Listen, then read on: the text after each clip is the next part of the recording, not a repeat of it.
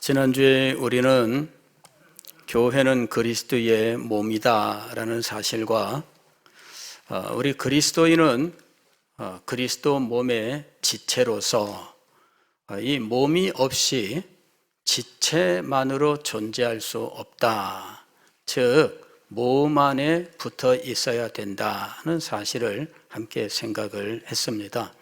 지체가 몸에서 떨어지면 굉장히 위험한 거예요. 그리고 이거는 참 무서운 거죠. 예전에 우리 군대에 있을 때 제 바로 밑에 이제 후임되는 이 분이 제대하고 나서 얼마 있다가 불쑥 저를 만나러 왔어요. 그래서 무슨 일이냐, 그리고 반갑게 만났는데 알고 봤더니 제대하고 공장에 취직을 했는데 그만 이 기계 작업을 하다가 이 손가락이 잘렸다는 거예요.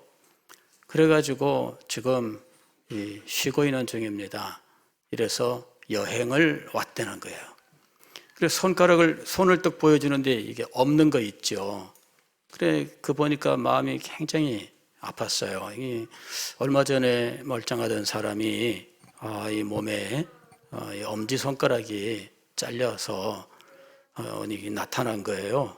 그래서 그 손가락은 어떻게 했니? 그랬더니 결국 그거는 못 살렸답니다. 그래가지고 그걸 보니까 그래서 저는 언제나 성경을 보면서 교회는 그리스도의 몸이다 그럴 때마다 늘 그 생각이 납니다. 우리 군대에 있을 때 제 바로 밑에 후임인데 손가락이 잘렸다. 이제 이게 늘 생각이 나요. 그러면서 이 손가락이 잘렸을 때 그 사람의 이 전체 몸, 이 온전한 몸이 지금 이 손상을 입은 거잖아요. 그래서 교회가 마치 이제 그와 같은 상황이 되면 어떡하나 이런 염려가 늘 있었어요. 제가 가진 책 가운데 하나는 이제 이런 책 제목을 가지고 있습니다. 절름발이 교회 이런 이 의미를 가졌는데 이게 뭐냐면 에베소서를 강의하는 공부하는 책인데 그 에베소서는 그리스도의 몸, 교회를 가르치고 있습니다. 그래서 온전한 몸을 이루어 그리스도의 장성한 분량에까지 성장하여라는 이 말씀에 근거해서 그리스도의 몸을 말씀하고 있는 겁니다. 그런데 이 몸의 어딘가 지체에 손상이 있었던 거죠.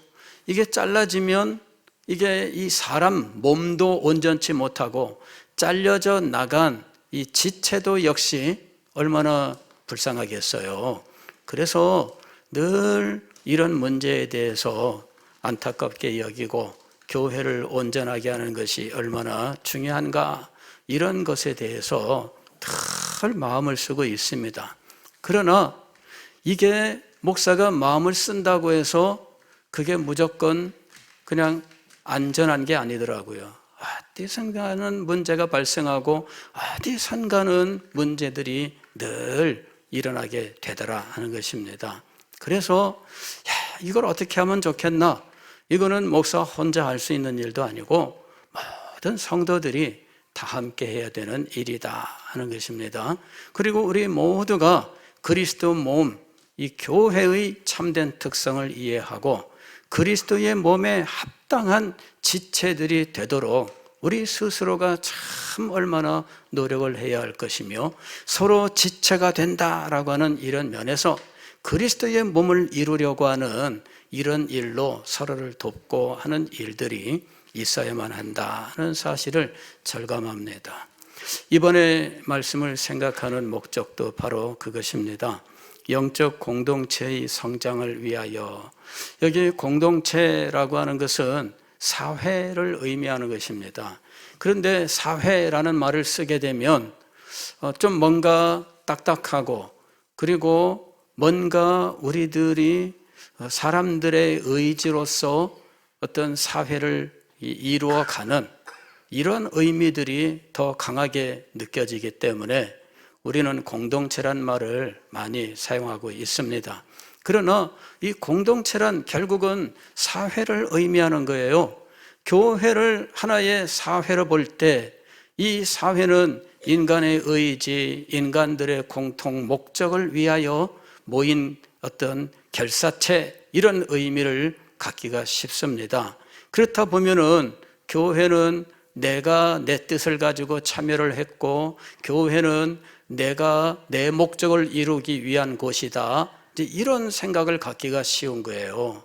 그래서 지금 사회가 점점 변해가고 있는데, 이 사회의식이 교회 성도들의 마음속에 많이 작용하고 있는 시대로 변하고 있다 하는 것입니다. 즉, 사회의 원리가 교회의 원리로 지금 점차 이렇게 이해되는 그런 상황이 있는 거예요. 그래서 많은 성도들이 이 교회를 사회로 인식을 하고, 즉 여기서 말씀을 드리는 사회는 다양한 종류가 있겠지만 친목회라든지 이런 식의 단체처럼 생각하는 거죠. 우리들이 의견을 내고 우리들이 결정하고 우리들이 진행하는 이런 것으로 이해하기가 쉽다 하는 것입니다. 점차로 그런 식으로 변해가요. 그래서 교회는 교회의 일을 감당하려고 하는 사람들에게는 반드시 이 교회의 참된 의미에 대해서 교육을 하게 되어 있습니다. 그러나 교육을 하더라도 받아들이지 않으면 결국은 자기가 교회에 대하여, 사회에 대한 생각을 그대로 주장하게 되는 이런 일들이 많이 일어나는 것이죠. 그래서 지금 현재 목사님들 모이면은 이야기들이 이런 얘기들 참 많이 하는 거예요. 성도들이 교회를 이해하지 못하고 사회의 개념으로 자꾸만 교회를 보고 이렇게 저렇게 해나가려고 한다라고 하는 이런 모습을 이야기하면서 이거를 어떻게 해야 되겠나 고민들을 참 많이 하고 있습니다. 오늘 우리는 이런 고민을 우리들이 다 함께 공유할 수 있었으면 좋겠습니다. 지난주일에 우리가 생각한 것은 그리스도 몸의 지체가 되지 아니하면 우리는 아무것도 아니다라는 사실에 대해서 생각을 했던 것입니다. 그래서 교회는 그리스도를 닮아가는 사람들이 함께 그리스도를 닮아가는 신앙 공동체, 영적 공동체라고 하는 사실을 함께 생각한 겁니다. 자, 교회가 그런 특성을 갖게 된 이유는 무엇일까? 이제 오늘 우리가 생각할 말씀은 바로 이제 그런 말씀입니다. 어떻게 교회는 그런 특성을 가지는가? 교회는 왜 세상의 다른 단체들과는 다른가? 이런 것들에 대해서 그 의미를 공부하고자 하는 것입니다.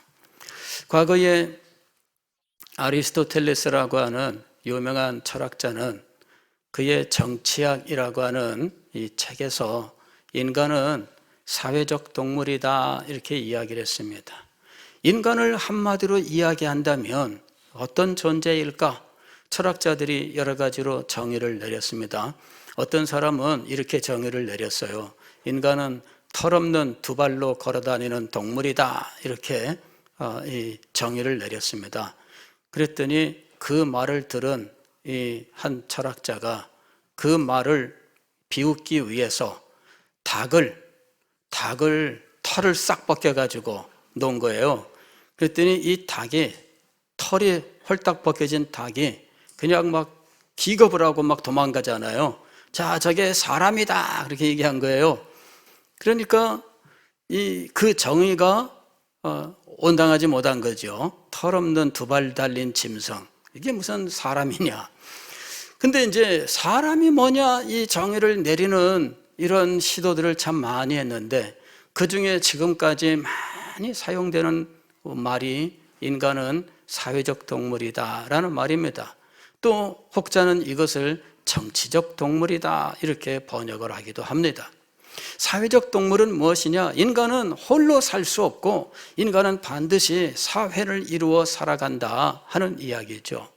그래서 사회성이라고 하는 것을 인간의 본질로 보았던 것입니다. 사회성이라고 하는 것, 그래서 우리는 이 아이들을 양육할 때 아이들에게 어떤 학업 능력도 길러줘야 되겠지만 그것보다 더 중요한 것은 이제 사회성이라고 부르는 부분입니다. 아이가 다른 아이들하고 친구가 될 수 있는가, 그리고 아이들과 서로 화합하면서 함께 협력하면서 살아갈 수 있는가, 또 사람이 바뀌었을 때 새로운 사람하고 교우관계를 쉽게 맺을 수 있는가, 이런 그 사회성에 관심을 기울이는 거예요. 사회성이 없는 아이들은 나중에 성장해서 머리는 좋아도 결국 제대로 살아갈 수 없게 된다. 왜냐하면 인간은 다른 사람과의 관계 속에서 살아가야 하기 때문이다 라는 것입니다. 이 사회성이 굉장히 중요해요. 최근에는 제가 사회성이라는 것이 어디까지 적용되는 걸 봤느냐 하면은 반려견에게 적용하더라고요. 개를 키우는 분들 아마 요새 관심 많이 가질 겁니다. 이 개가 사회성이 있느냐, 이 개에게 이 사회성을 길러줘야 된다. 사회성을 길러주지 못하면 그냥 짖기 시작하는 거예요. 새로운 사람 오면은 무조건 짖기만 하고, 그리고 깨물고 막 이렇게 하는 거죠. 사회성을 길러줘야 된다. 그 다음에 사회성이 없는 개는 다른 개를 만나면 으르렁하고 싸우려고만 드는 거죠. 그래서 반려견을 키우는 사람들이 요새 관심을 많이 갖고, 또 흔히 듣는 말이 뭐냐면 사회성이란 말이에요. 근데 이 사회성은 이게 어떤 필요에 의해서 생긴 것인가, 아니면은 본성적으로 존재하는 것인가, 이런 철학적인 논쟁들이 있습니다. 인간은 본성적으로 사회성이라고 하는 것을 가지고 사회라고 하는 이 무리를 이루고 또 사회를 이루기 위한 가지가지 조직과 혹은 규약들을 만들어서 살아가는 존재인가 하는 것이죠. 이제 그런 이야기들을 일반 철학이나 사회학에서도 다루고 있고, 또 신학에서도 이 문제를 다룹니다. 하나님께서 인간을 만드실 때 애초에 그런 존재로 만드셨는가라고 하는 것이죠. 과거에 이 디트리 보네프라고 하는 독일의 신학자가 있습니다. 이분은 천재인 것 같아요. 이분이 21살에 박사학위 논문이 통과가 됩니다. 그 21살에 박사학위를 받았으니까 대단한 천재 아니겠습니까? 그런데 그분이 그 박사학위 논문이 성도의 교제라고 하는 이 책으로 나와 있습니다. 그 책을 보면요, 아니 21살짜리가 쓴 박사 논문인데 왜 그렇게 어려워요? 그래서 그 책을 읽으면서 저절로 졸음이 오는 거예요. 이게 그 말이 그 말 같고 그 말이 그 말 같고 뭐 저절로 졸음이 와요. 그래서 아까 가르쳐 준 대로 어떻게 하라? 눈을 떠라, 고개를 20도 들어라, 책을 읽다 말고 계속 그래야 됩니다. 그러면서 기죽는 거 있죠. 야, 누구는 21살에 박사 논문을 이렇게까지 썼는데 나는 뭐야? 이건 우스갯소리입니다. 예. 제가 우스갯소리 하면은 진지해지는 특성이 있죠. 예. 근데 그분이 거기서 연구한 게 그거예요. 인간이 사회성을 가진 존재로 하나님께 지음을 받았으나 인간이 타락으로 말미암아 이 사회성에 문제가 생긴 거예요. 그래서 부부와 부부 사이에 많은 갈등과 다툼과 어려움들이 생기고, 부모와 자녀 사이에 그렇게 많은 문제들이 생겨요. 형제 사이에도 얼마나 많은 문제가 생기는지 가인과 아벨 이 최초의 형제 사이에서는 말할 수 없는 비극이 일어납니다. 형이 동생을 죽이는 일을 하게 되는 거예요. 그래서 이런 그 타락으로 말미암아 인간은 사회성에 심각한 문제를 이루게 돼요. 이 말은 무슨 말씀이냐면은 더불어 살아가는 일에 문제를 일으키는 거죠. 하나님께서는 인간을 창조하실 때 이 사람을 함께 살아가는 존재로 창조하셨습니다. 그들은 하나님께서 주신 거룩한 사명을 함께 받았습니다. 이 사명을 이루기 위해서 함께 서로 협력하고 살아가게 되어 있습니다. 그들은 함께 모여서 하나님을 예배하는 존재가 되어야 했습니다.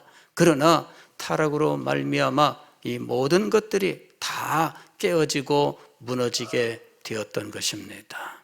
그래서 인간은 서로 사랑하면서 어떤 사회를 이루어가는 모습을 보여주기도 하지만, 그러나 어떤 때에는 이 사회가 오히려 다른 사회를 죽이는 일을 한다는 것이죠. 사회와 사회 사이에 서로를 죽이고 서로를 빼앗는 이러한 행동들이 전쟁으로 나타나는 거예요. 국가라고 하는 사회가 저쪽 국가에 대하여 전쟁을 일으키는 거죠. 사회는 어떤 특성이 있어요? 공동체로서 함께 살아가는 특성을 가집니다. 서로의 유익을 위하여 서로 돕고 서로 세워주는 특성을 가집니다. 그런데 그 사회가 오히려 전쟁을 하고 상대방에 대한 철저한 이러한 어떤 사욕 이런 것들을 한다는 것이죠. 그게 인류의 역사예요. 이 모든 일들은 어디서 온 것인가? 타락으로 말미암아 인간의 사회성에 심각한 문제가 생겼기 때문입니다. 우리 몸에 있는 세포로서 암세포, 우리 몸의 일부입니다. 그러나 이 암세포는 우리의 생명을 오히려 빼앗아가는 역할을 하는 거예요. 바로 그런 일이 이 사회성에 발생했다라는 것이지요. 그 사회성에 생겨난 이 문제를 해결하고 참된 사회, 거룩한 신앙 공동체, 사명 공동체를 이루게 하시는 것이 하나님의 뜻이었다는 것입니다. 그리고 그 뜻을 예수 그리스도의 십자가의 피 흘림을 통하여 이루셨다는 것입니다. 그리고 우리는 예수 그리스도에게 행하신 그 모든 일들, 그리스도께서 행하신 십자가의 죽으심과 부활을 믿음으로 우리는 그리스도와 하나가 되어 이 영광스러운 사회 공동체를 이루게 되었다 하는 것입니다. 그것이 바로 교회인 것이에요. 오늘 요한복음 15장은 바로 이제 이런 내용들을 알고 보시면 이해가 쉽습니다. 자, 오늘 여기 말씀을 보면 하나님은 포도원을 가꾸는 농부로 말씀하고 있습니다. 하나님은 포도원의 주인이며 포도원을 가꾸는 분이십니다.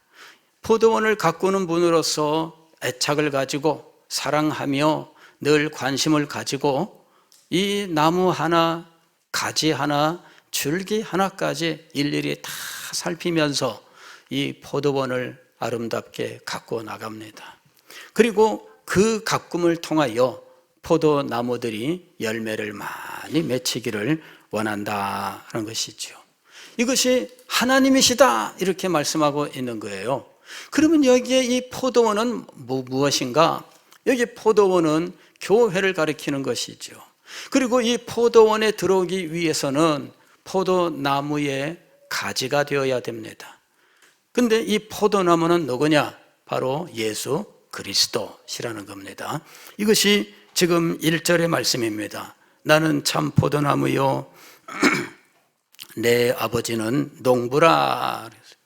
이 포도원에 들어가기 위해서는 포도나무의 가지가 되어야 돼요. 포도나무의 가지가 되지 않으면 포도원에 들어갈 수가 없습니다.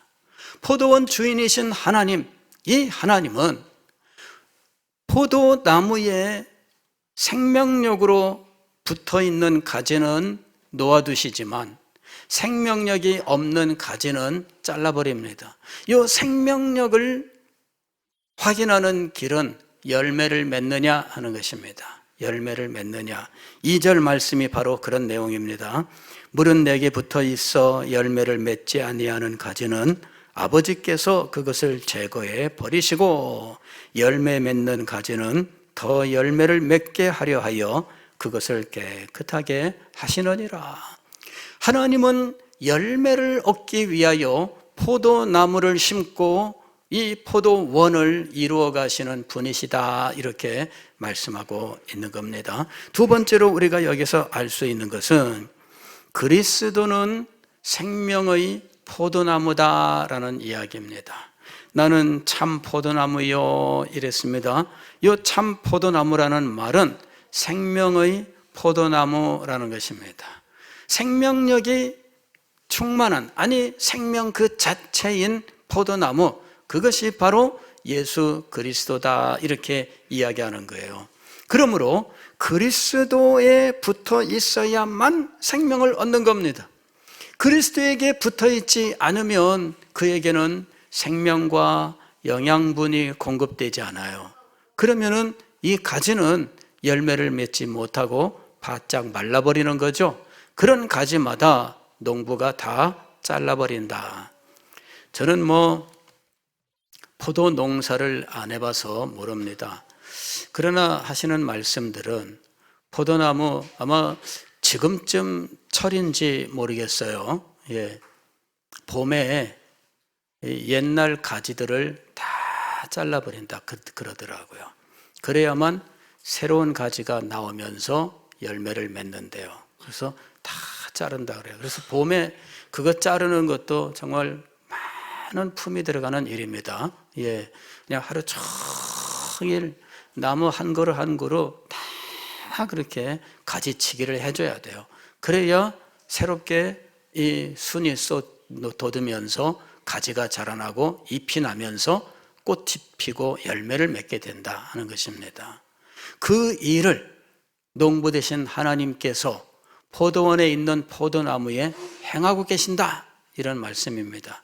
그때 이 생명의 포도나무, 이 생명의 포도나무가 그 포도원에 있는 거죠. 그리고 이 포도나무에 붙어 있는 가지들은 생명을 공급받고 영양을 공급받고 열매를 맺게 된다, 이렇게 말씀합니다.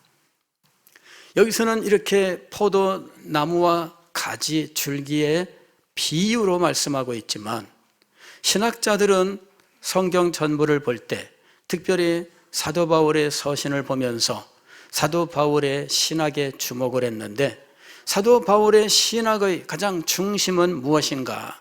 이 중심, 그의 중심 신학을 연구를 합니다. 그러면서 주목한 것이 무엇이냐면은 사도 바울이 사용하는 특정의 용어가 있습니다.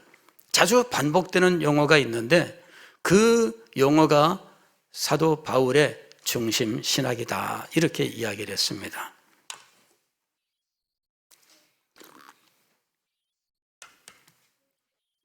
그 용어는 무엇이냐 하면 그리스도 안에라는 말입니다.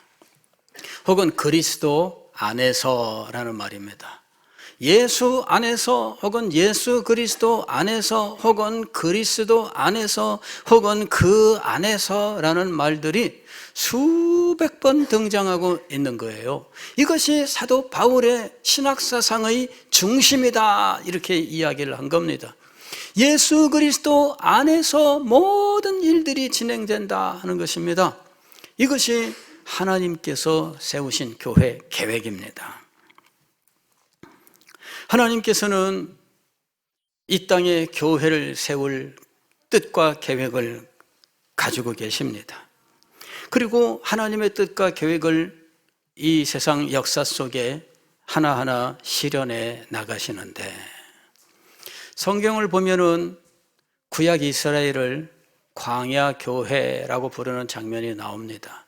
사도행전 7장에 스데반이 설교하는 중에 광야 교회라는 말을 합니다. 즉 이스라엘 백성들은 출애굽 이후에 광야에서 하나의 교회로 있었다라는 이야기입니다.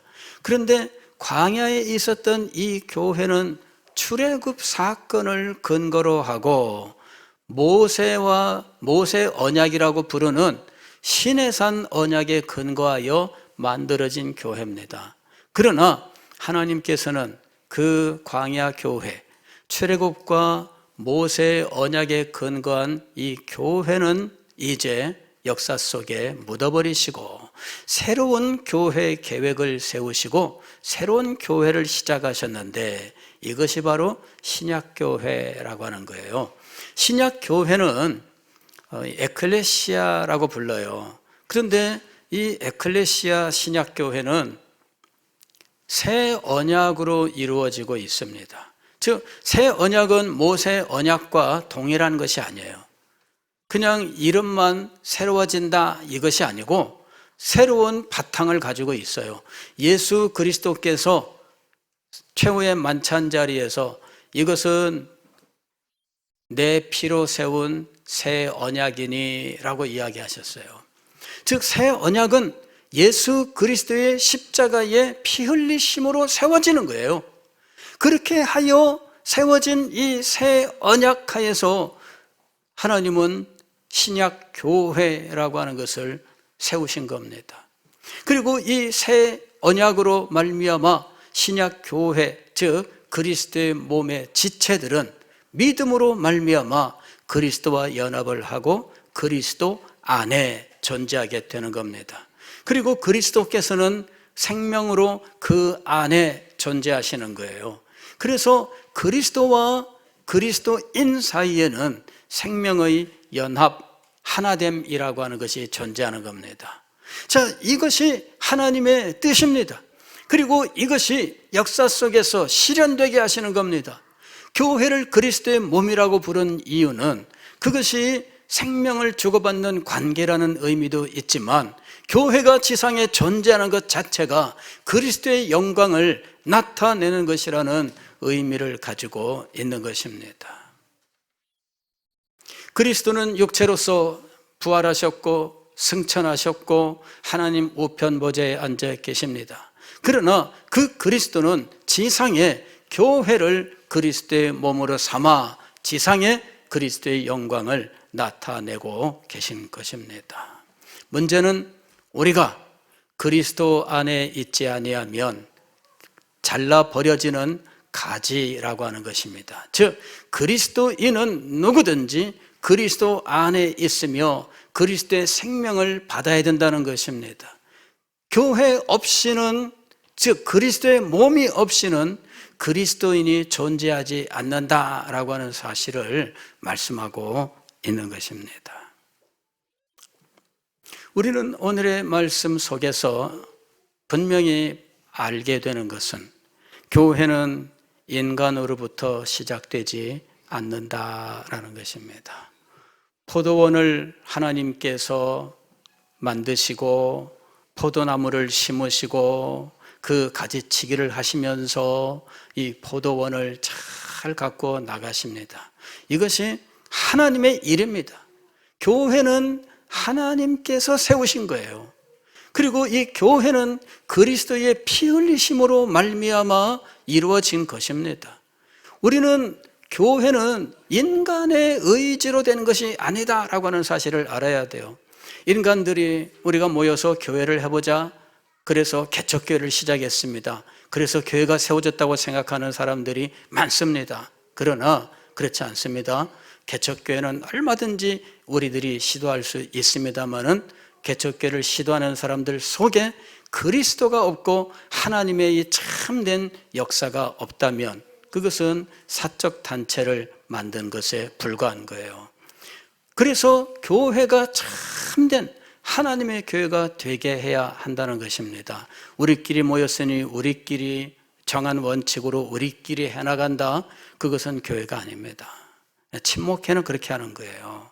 그러나 교회는 하나님의 말씀에 근거하고 있습니다. 다음번에 말씀할 겁니다. 성령 없이 교회 없고 말씀 없이 교회 없습니다. 오늘 우리가 생각하건 그리스도 없이 교회 없다입니다만은 다음 말씀은 성령 없이 교회 없다. 그 다음에는 말씀 없이 교회 없다예요. 교회의 원리를 우리가 분명히 알아야 됩니다. 교회의 시작, 교회를 만드신 분은 누구이십니까? 하나님이십니다.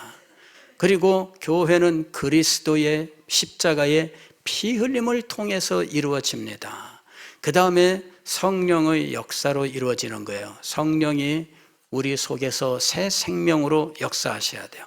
그 다음에 성령께서는 말씀을 가지고 역사하시는 겁니다. 그렇게 해서 교회의 영적 특성이라고 하는 것이 만들어지는 거예요.